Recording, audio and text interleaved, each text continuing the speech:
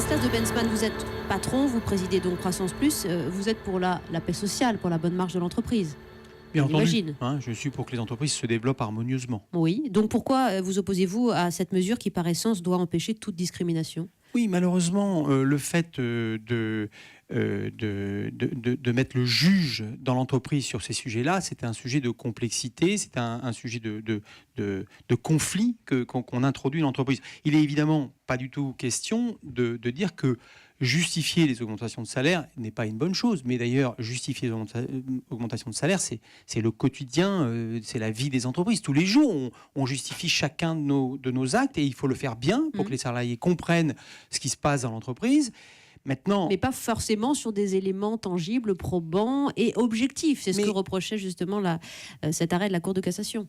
Alors, qu'est-ce qui est tangible, probant et objectif, et qu'un juge qui est à l'extérieur de l'entreprise va mieux juger que les décideurs de l'entreprise? Vous voyez, c'est la jurisprudence qui vous fait peine finalement. C'est le fait, au lieu de laisser les entreprises gérer un espace de liberté, de confiance, qui n'est pas facile tous les jours. On sait bien que vous avez évidemment des points de vue qui vont s'exprimer, qui vont être différents. Et si vous n'avez pas eu l'augmentation que vous souhaitiez, vous allez probablement trouver que les arguments qu'on vous donne ne sont pas très bons. Mais c'est quand même ça le quotidien d'entreprise. Les entrepreneurs, les entreprises, elles veulent se développer, elles veulent grandir, elles veulent bâtir quelque chose. Pour ça, elles ont besoin des salariés.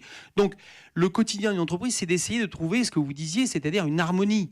Et on introduit un juge, quelqu'un d'extérieur, et on le fait de plus en plus pour de plus en plus de sujets, et on introduit les conflits dans l'entreprise. N'est-ce pas de nature, au contraire, à protéger le salarié? Cette affaire jugée, elle a porté sur la direction d'un centre hospitalier qui refusait d'augmenter un de ses cadres. Pourquoi? Parce que ce cadre qui travaillait dans un service avait des performances qui étaient jugées décevantes, mais pas critère objectif retenu selon la Cour, justement.